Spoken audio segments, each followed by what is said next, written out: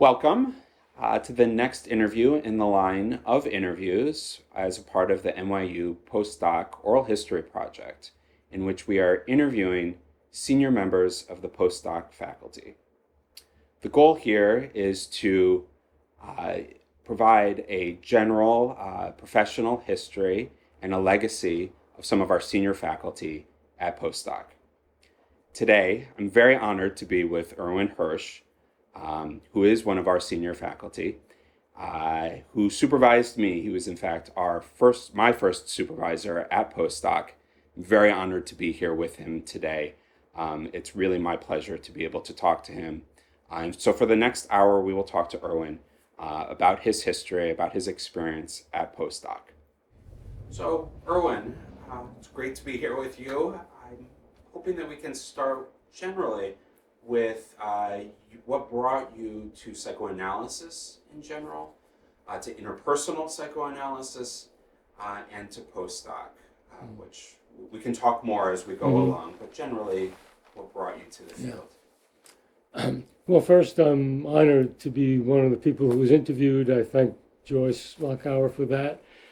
And it's special to be interviewed by Josh, who I supervised, one of the best people I've ever supervised, and who I'm very fond of, and that makes it even more special.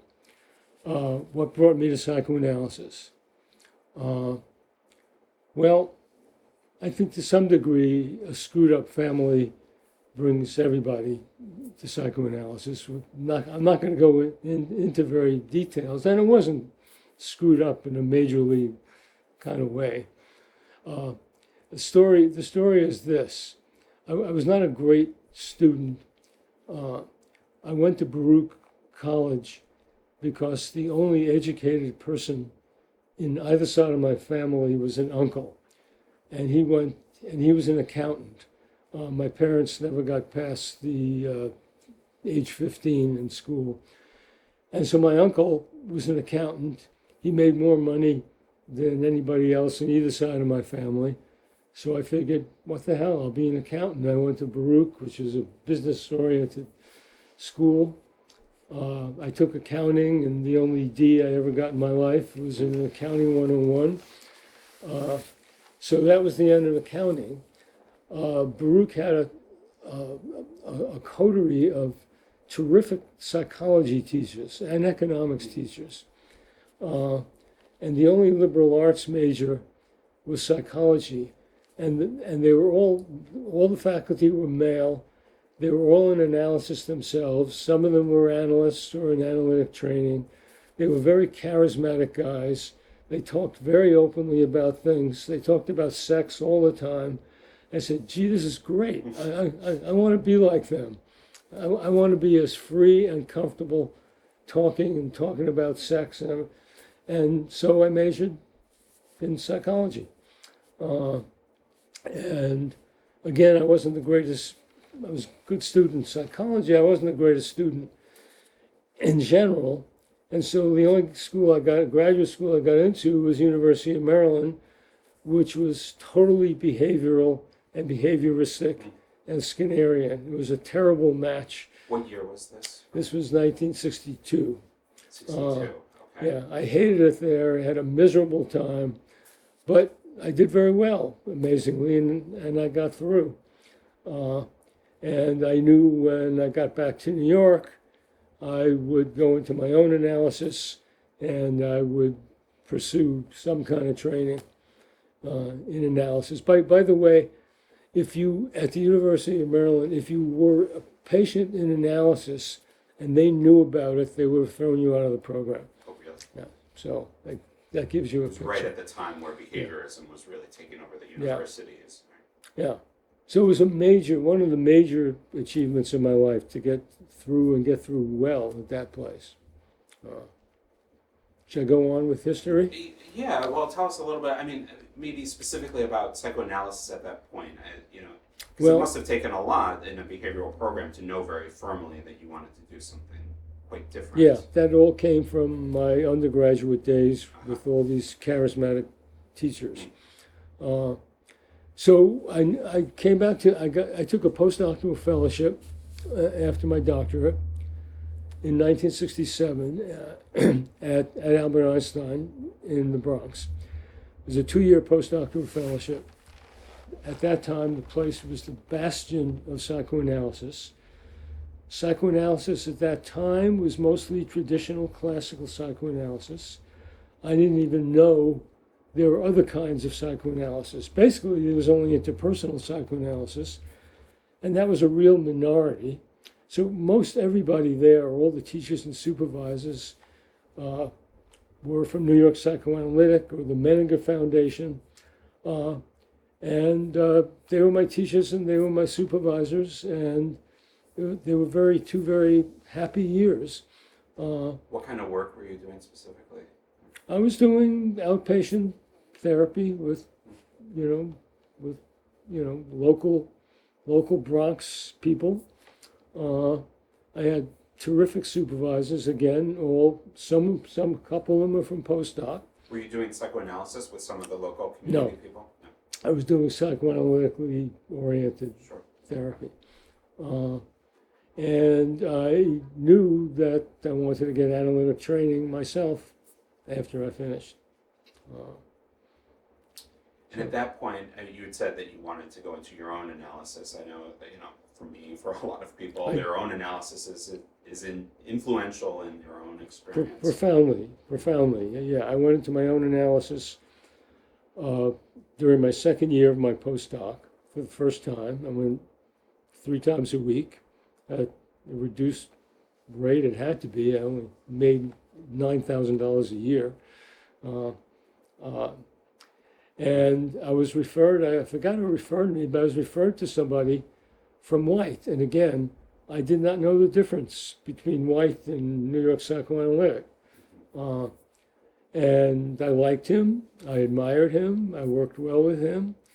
And so he was my model. I probably learned more about how to do analysis from being a patient than from being a supervisee. That's a typical. And certainly from the literature.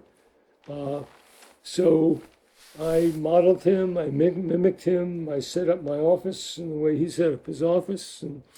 So when it came time to finish my postdoc, there was the White Institute and Postdoc.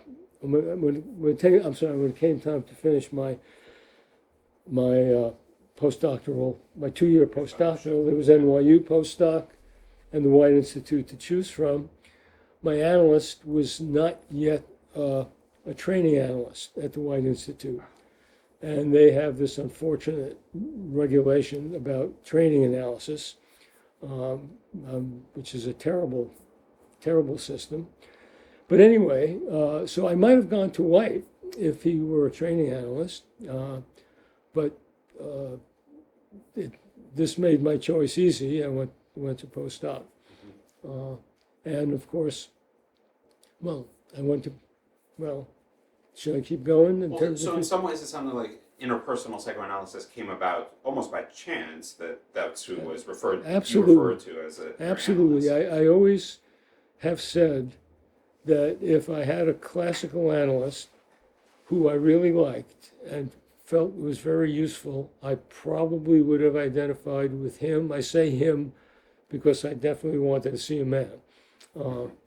I think I could have been a liberal Freudian if I was happy with my Freudian analysis.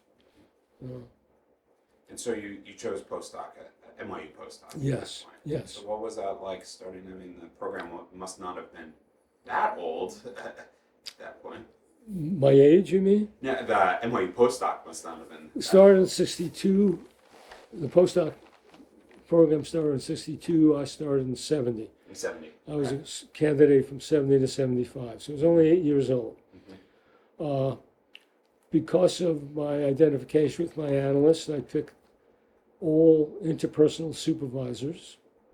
At that point, there was the Freudian track. You want me to say something about the track? Yes, please.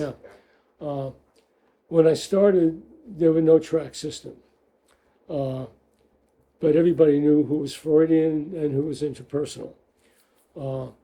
And it was a war. It was World War III. They hated each other. The people from the faculty and the graduates were basically at war. They disrespected each other. They hated each other personally as well as ideologically. I mean, not everybody. And so the students, like myself, who aligned with one of the tracks, became part of the warriors, you know. So in retrospect, I feel a bit embarrassed and ashamed that, you know, I went to war against the Freudians. I thought they weren't nice people, that they weren't good teachers, that their point of view was ridiculous. I'll always regret being one of those warriors. So in the second year of the program in 1972, the war took a different turn because the two tracks were vetoing each other's faculty appointments. Really? Yeah. Wow. They were vetoing each other's course offerings, and it became untenable. And so someone came up. I was on the Senate. I was a big part of this, actually. Someone came up with the idea of establishing two autonomous tracks. Each could appoint whatever people they wanted, whatever course offerings, and stop fighting each other for registration. The wars, were they mostly just disputes about theory, or was there more involved in these types of attacks? Mostly theory, but it got personal. It got personal. It was ugly. Yeah. It was ugly. And so the two-track system at the time really solved a huge problem. And I jumped on it as soon as given I was on the Senate, so I was one of the people who voted for it. I was very active. And it seemed like a great solution and made the program so much better. So basically, I had 3 more years as a candidate. Except for 2 courses, all my courses were from the interpersonal track. Who were some of your early mentors and teachers back then? Irwin Singer was probably the biggest one. Avram Benavi. I would say those 2 primarily. Later, I was supervised in my last year by Ed Levinson, who of course had a big impact on me. And I supervised after I graduated by Benjamin Wolstein, who had a tremendous influence on me. Can you tell a little bit about how they had an influence on you? Well, as any listener could tell, that having charismatic teachers as an undergraduate, I was looking for men to model. My father, who I loved very much, was not a strong man. He was not a very successful man in his career. And I looked toward successful men. One of the biggest features of my life, one of the most important elements of my life, was when I was 9 years old and I got involved with sports.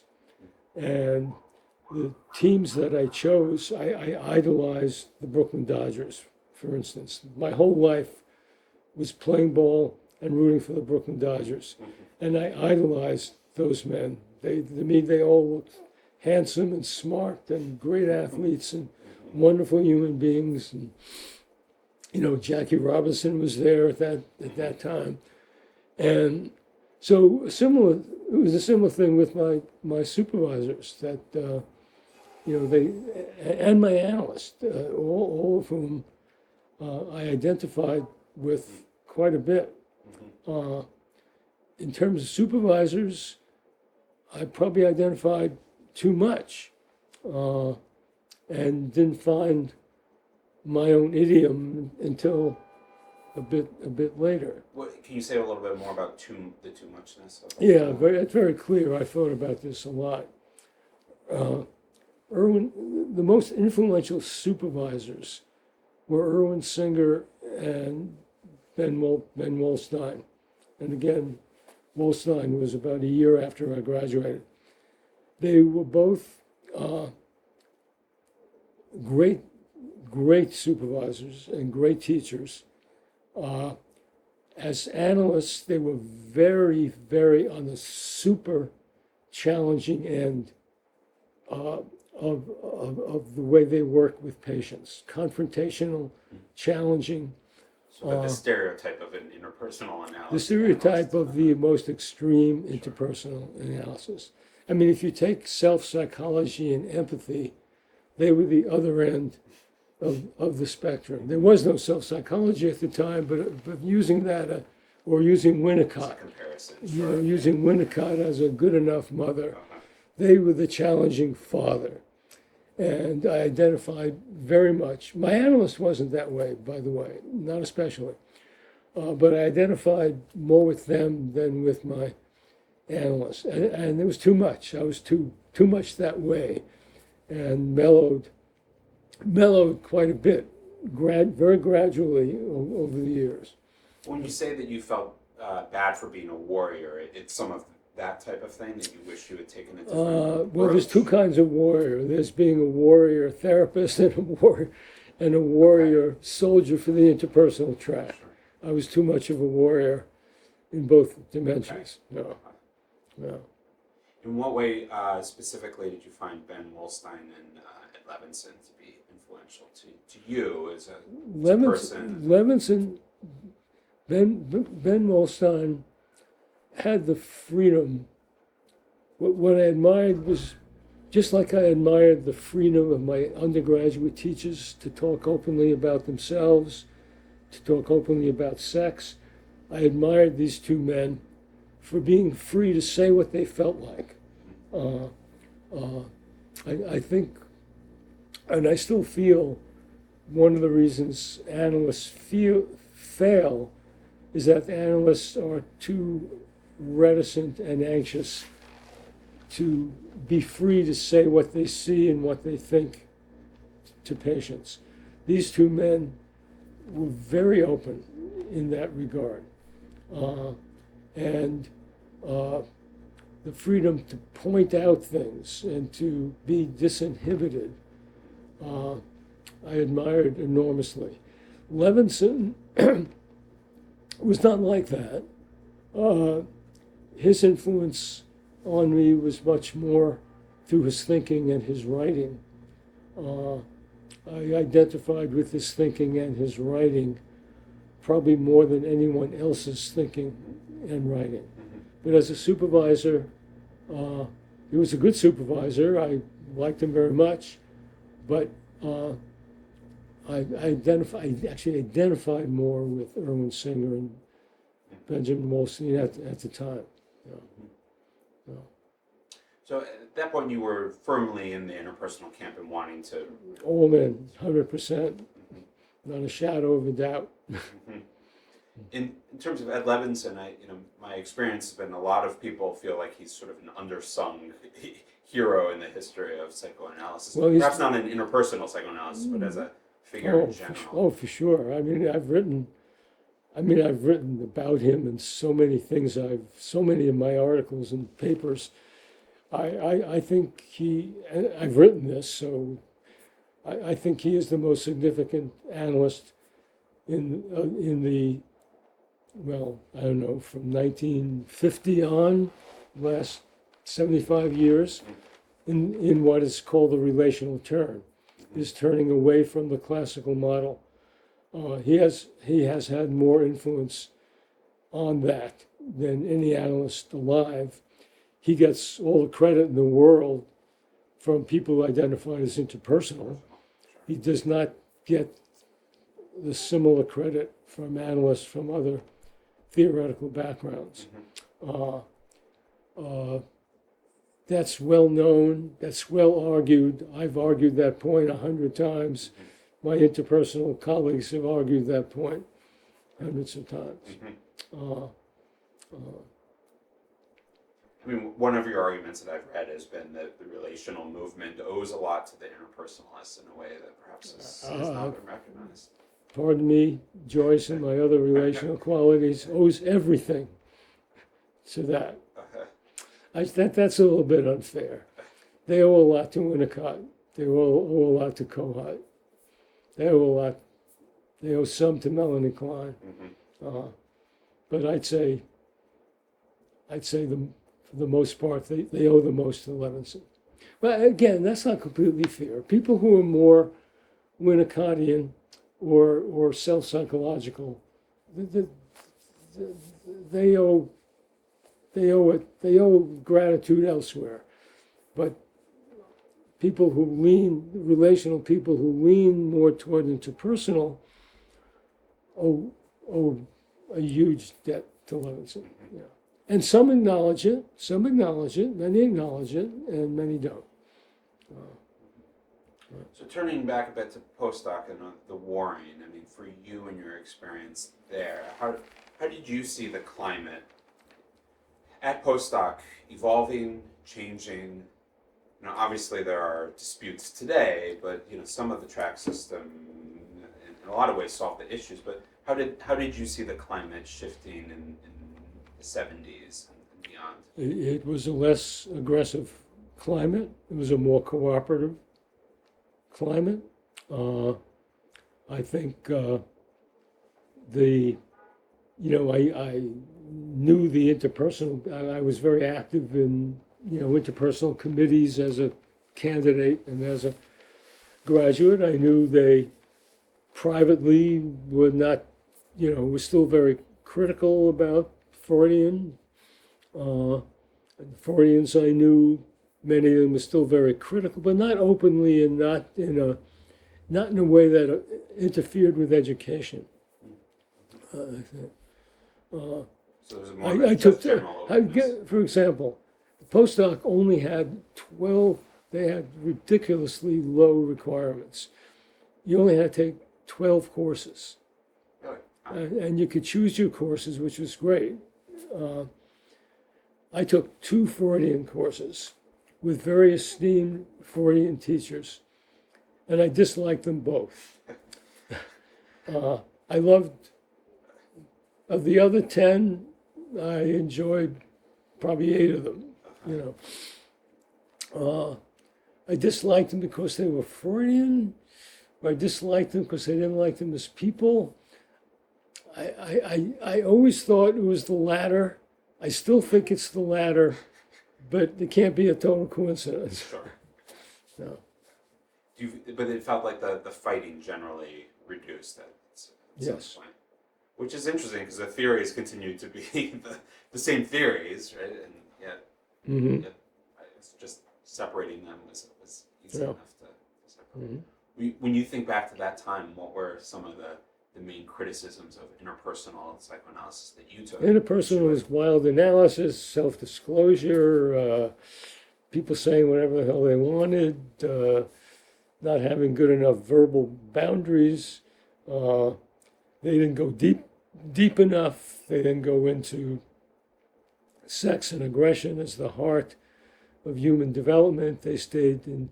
They were social psychologists, not psychoanalysts. Psychoanalysts is the nitty-gritty of instincts, of sex and aggression. And the interpersonalists pay too much attention to the social world, albeit the internalization of the social world. But it was not deep. It was social psychology. And interestingly, with all the current revolution of the involvement of things like race and social class and ethnic background, which is now so central to contemporary psychoanalysis, interpersonalists were doing that. They thought the social environment, not just the family, but, if you were brought up Chinese or black, it had an impact on how you develop. And if you were in the middle of the Serbian war, it had some impact on how you develop. that was called social psychology at the time. It wasn't real psychoanalysis because the emphasis was not on sex and aggression and the Oedipal and the primal scene, etc. Now that's changed. Obviously, that's changed. Sure. So go on. So tell us more about your trajectory as a candidate. My own personal trajectory. Sure. Well, I'm not going to. It's a very controversial. I got to stay some distance from it, but I was extremely active on the Senate and in all the interpersonal committees during my candidacy and in the first 5 years of my graduation, up until, let's say, 1980. And I was very, very ambitious, very ambitious.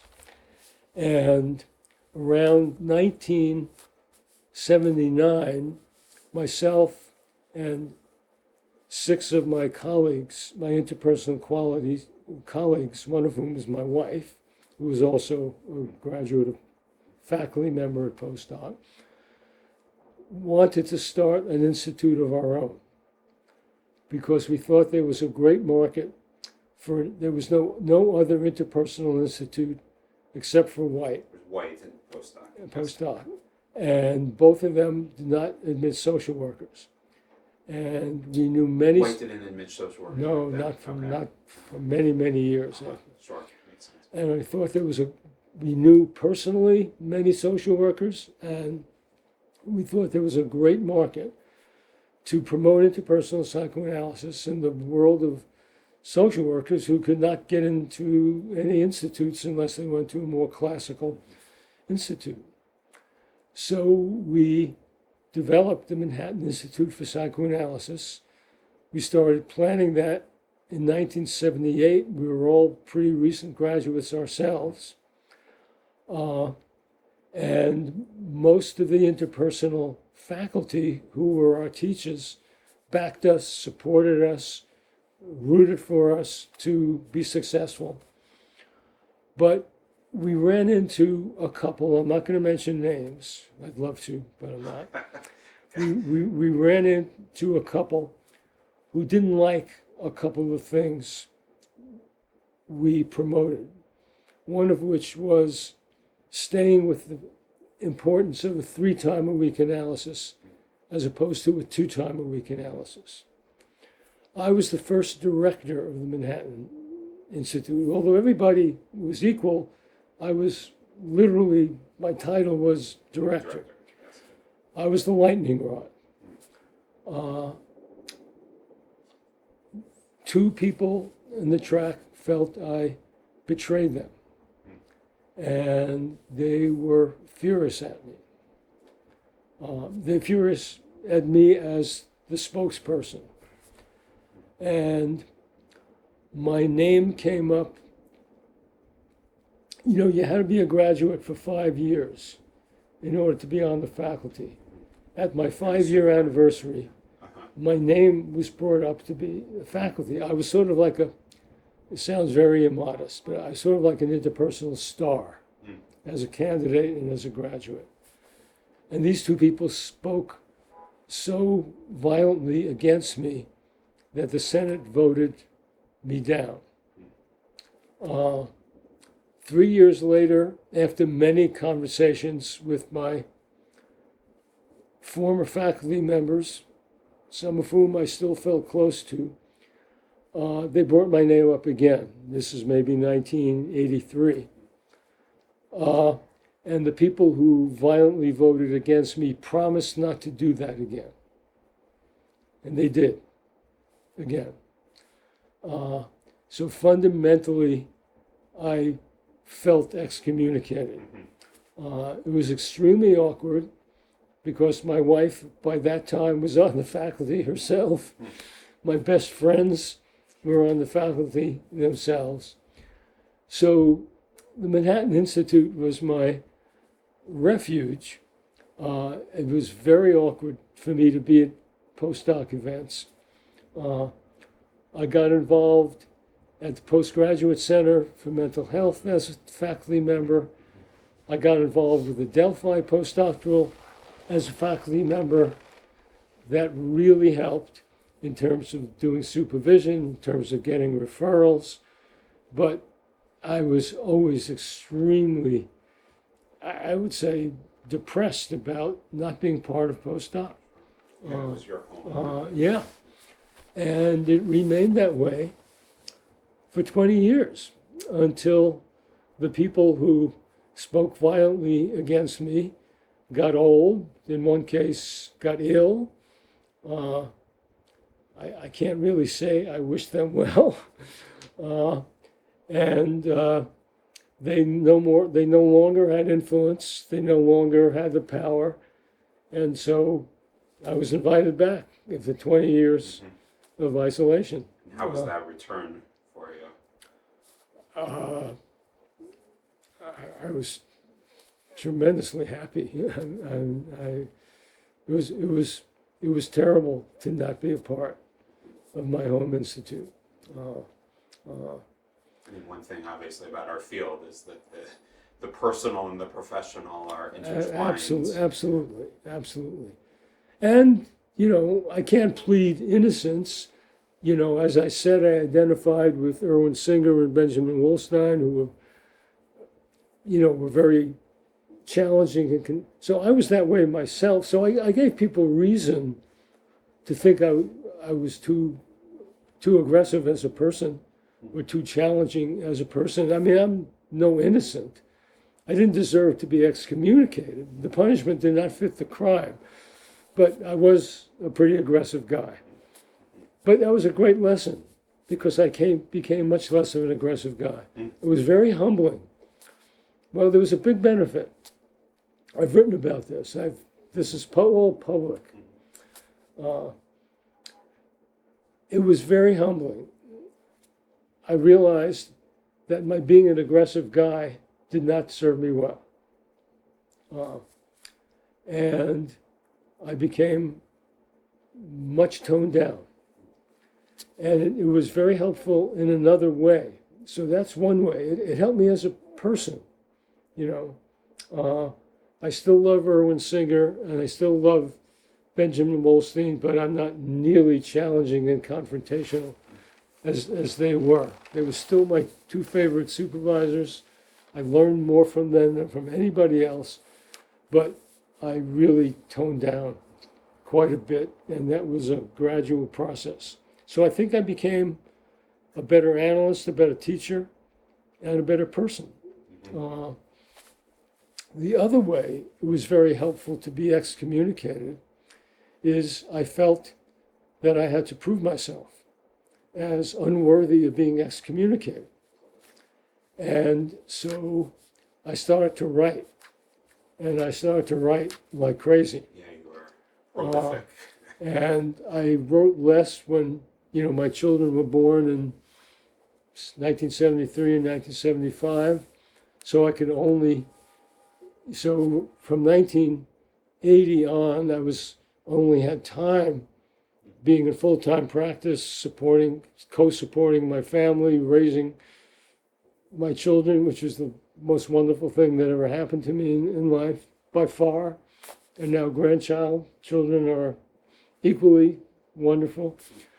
I spent weekend, when they were asleep, I was writing and writing and writing and writing. So I tried to gain credibility back by writing and by teaching at postgraduate, by teaching at Delphi, where I became a very popular teacher. And so I don't really think I would have written nearly as much if my life went smoothly. And I'm very, very proud. I never, ever expected to write as much as I have. Not even a dream did I ever expect. I took to it unexpectedly. What was the first thing that you wrote, published, analytic? First thing I published was in 1980, 81.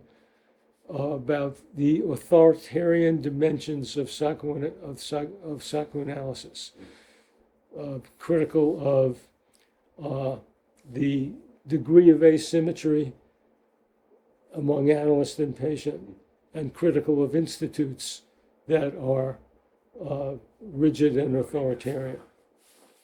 That was the first paper I ever published. Yeah. What papers or books do you feel really highlight or are the epitome of you as an analyst, or that you're most proud of? God, there are so many. The first paper where I started to become more known was published in 1987.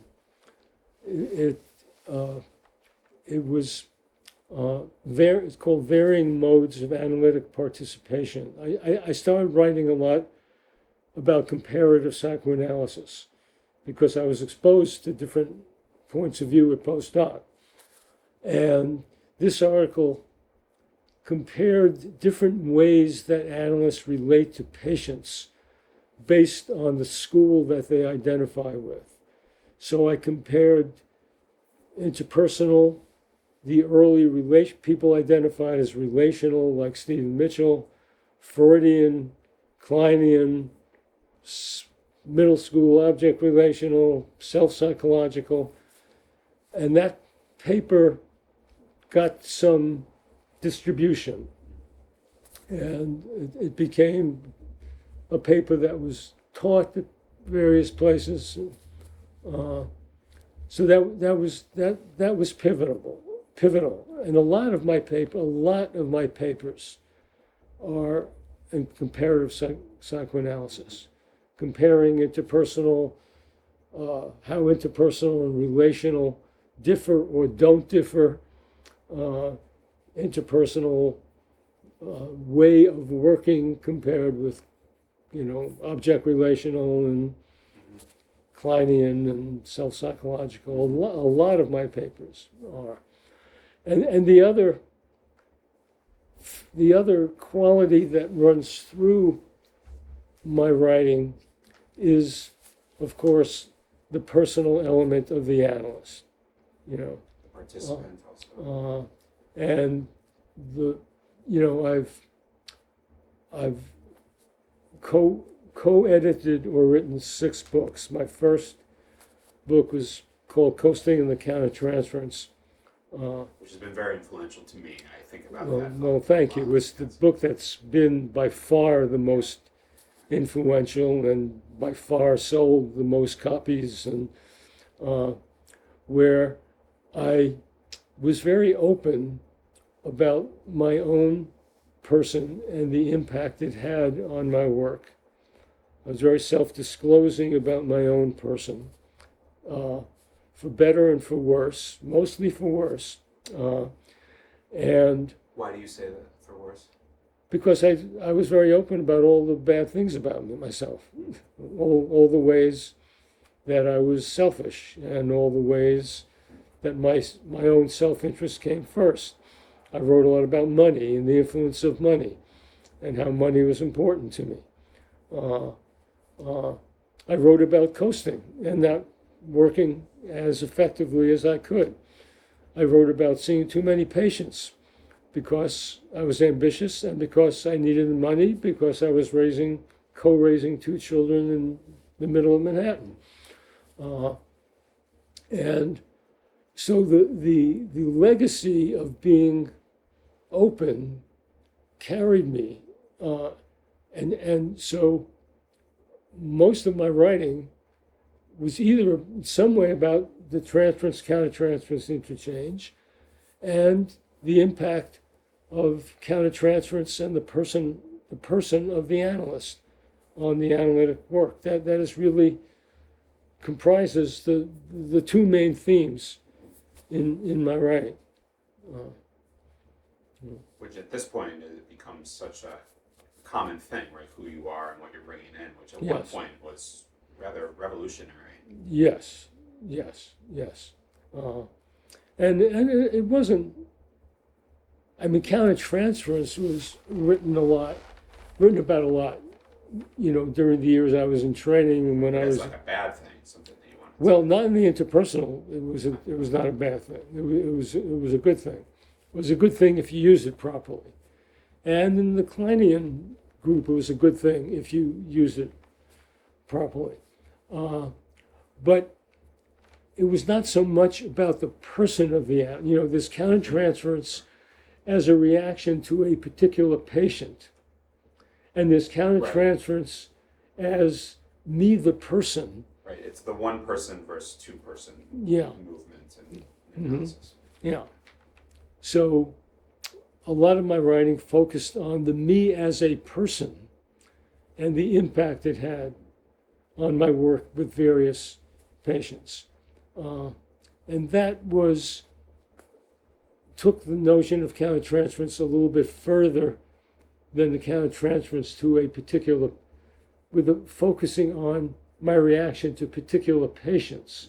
My writing focused on who I was and how that intersected with particular patients. It was a lot more on the person, the importance of the person of the analyst.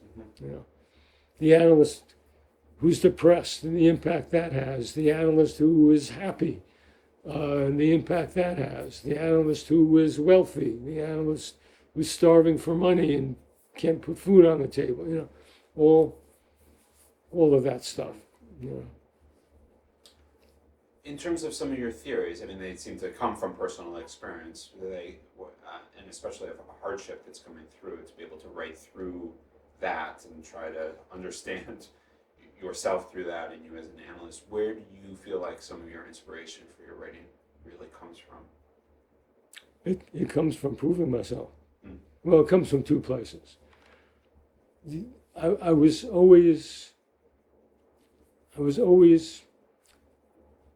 from the time I started postdoc, I became a more ambitious person. I was ambitious. I wanted to be known. I joined every committee. I was on the Senate at postdoc. So writing and teaching are the best way to become known. Teaching depends somewhat on being known in the first place. So writing served two functions. It was driven by ambition, and it was driven by having to prove myself since I was excommunicated from postdoc. And those were big drivers. Those were really big drivers. I did feel I had something to say. That differed from what other people had to say. But I don't know that would have driven me to some degree, but it wouldn't have driven me to the extent that it did. So when you did return to postdoc and you were a part of the faculty, how did you feel like the program had shifted in the time since you've been there, and from then on to a more present time? Well, the biggest shift when I came, I followed everything in post. My wife was on the faculty. My two best friends were on the faculty, so I knew everything that was going on at postdoc. The biggest change in postdoc, remember, 1980 is when I was gone. Greenberg and Mitchell's book, which is the most important book written in the whole century, I think, was written in 1983. The relational track started in 1988. The rotational track became by far the most dominant track. It took over the interpersonal track. Actually, many of the people in the relational track are interpersonal, but the people who wrote the most, the people who had the most influence in the field of psychoanalysis, were almost exclusively between interpersonal and relational. They're almost exclusively in the relational track. C. Mitchell, Greenberg, Donald Stern, Philip Brumberg, Beatrice Beebe, Jessica Benjamin, Jody Davies. It's an all-star cast of people who were the major influences. Joyce, I don't want to leave anybody. Who would I leave out? Well, they were, so all the candidates wanted to have supervisors and teachers from the relational track. So the interpersonal, when I left, the interpersonal track was big. It was Freudian and interpersonal. And interpersonal, I think, was even bigger in terms of student interest than Freudian. When I came back, interpersonal had faded considerably, and relational was dominant. And I've always considered myself interpersonal relational. Well, that's a whole, I can go in. So you probably want me to go into that, but so when I came back, that was the big change. When I left, they had all these interpersonal, had all these charismatic teachers, and everybody wanted to be supervised by them. When I came back, everybody wanted to be supervised by people from the relational track. Go into what you were going to say about the interpersonal. You see yourself as interpersonal. Well, I've written a lot about this too. Relational, you want me to talk about relational, and everybody always wants. Talk about whatever you want. No. It's a logical thing for me to talk about because I've written a lot about it, and I have my own version of that history, which I'm sure everybody would not be in accord with. But so as I see it, the Greenberg and Mitchell was just a genius book. They were incredible.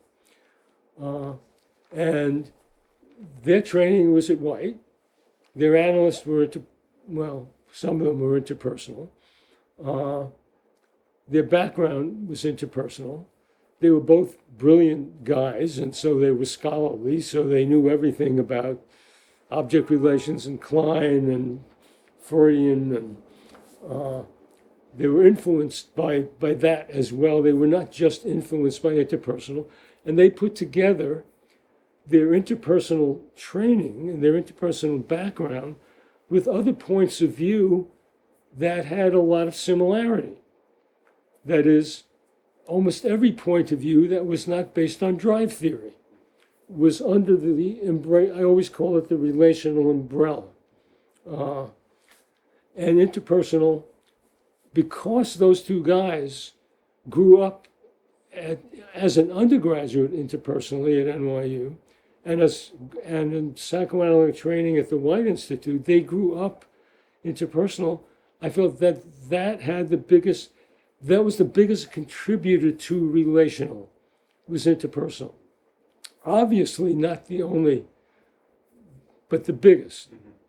And that Greenberg and Mitchell, as analysts, as people, as writers, leaned more toward interpersonal, and I forgot Lou Aaron. How could I forget Lou Aaron? Who leaned more toward the interpersonal than those other points of view, incorporated them. Jane Greenberg, was well known. Roy Schaefer was one of his analysts, so Roy Schaefer was a very liberal classical analyst, and so that influenced him. Steve Mitchell was very interested in Lowell, for instance, and Fairbairn. And, there were similarities, and they say, this is all relational because the internalization of relationships are more important than the history of sex and aggression. And they weren't all drive theorists. So where am I? So I think relational, many people who call themselves relational and could also say, like me, I'm relational. I'm interpersonal and relational. my friend Donald Stern, who's probably the most important guy publishing right now in the immediate literature, is interpersonal and relational. Philip Bromberg said he was interpersonal and relational. Steve Mitchell in a personal communication said that. Lou Aaron in a personal communication said that. But of course, other people who are relational are identified primarily with Winnicott or Kohut. And they are not that influenced by interpersonal. The second book I wrote was called The Interpersonal Tradition, the origin of psychoanalytic subjectivity. That's actually my favorite book. It's collected papers. The big difference is the subjectivity of the analyst. The biggest difference between classical, Freudian, and relational is that this is a two-person psychology. It's mutuality. It's intersubjective. It's two subjectivities, all the things that Lou Aaron wrote so clearly. And so the title of my book, The Origin of Psychoanalytic Subjectivity, comes from interpersonal. It comes from Sullivan's notion of participant observation. One cannot not relate. When two people, this is a field theory. You cannot speak of a patient in isolation. Psychoanalysis is intersubjective. It's a relationship between two subjective others. And as long as you're in that camp, you're relational. If you think of anything about objectivity, you're not. That the analyst is an objective observer is not relational.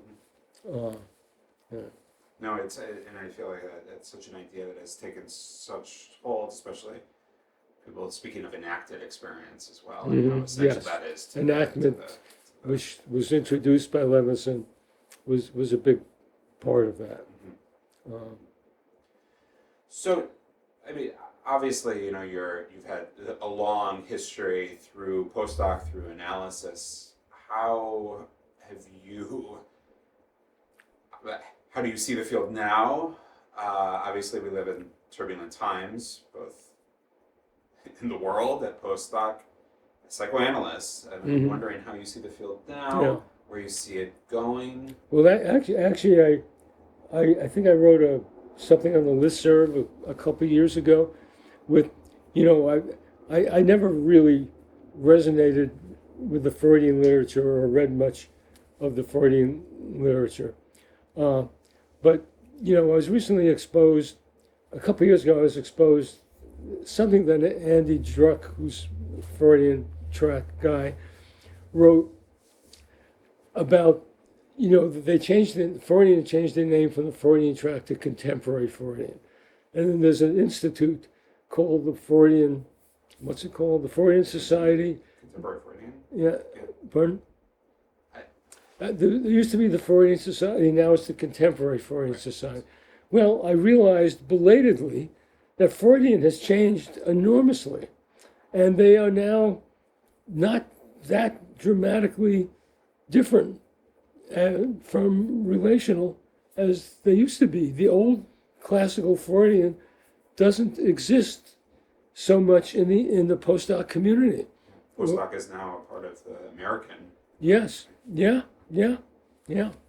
And so I wrote a listserv note saying after reading this, I finally realized that the basis of the track system shouldn't exist doesn't exist anymore because there is so much overlap with all the four tracks. And that I think we should think about getting rid of the track system. And so I think there's a huge convergence in psychoanalysis where, the White Institute it, and Postdoc, they're all part of the American Psychoanalytic Association. They all publish in journals that never, I got published in Quarterly and JAPA. I never would have thought I could ever. And now the editors, the head of the, Jane Greenberg was head of Psychoanalytic Quarterly. So there's a huge convergence. The wars don't really exist anymore. And so a plea for getting rid of the track system. And a plea for unity. I guess that's also, obviously There's- conflicts there- arise. There- still, there's an implicit unity. Make it explicit. Yes. Not that there are no differences, but the differences, I don't think, any longer warrant a track system. So, one of the goals of these interviews is to provide a through line through, especially to people who are starting their training in analysis. I'm curious if for someone who is starting or a candidate or somebody who's considering being a candidate, are there messages that you would have for them about the field or just in general about psychoanalysis? Be committed. Whether it's reading, whether it's peer groups, whether it's going to conferences, be committed. Don't see too many. If you have the luxury of seeing many patients, maybe economically driven, don't be distracted. Pay close attention to your patients. Don't coast in the countertransference. Pay close attention. Be present. Be present in class, be present among your peers, and be present with your patients. Don't go through motions. Great. Yeah. I think we should wrap up in a minute. Are there any final thoughts that you wanted to share? Anything that I hadn't gotten to that felt important for you to speak about? Ultimately, this has been with all the bumps along the road and that one big one that I referred to. It's been a very good profession for me. It allows me to work. I'm 84 now. It allows me to work until I can't work anymore, that my brain doesn't work anymore, or my body doesn't work anymore. And I'm grateful for that. I think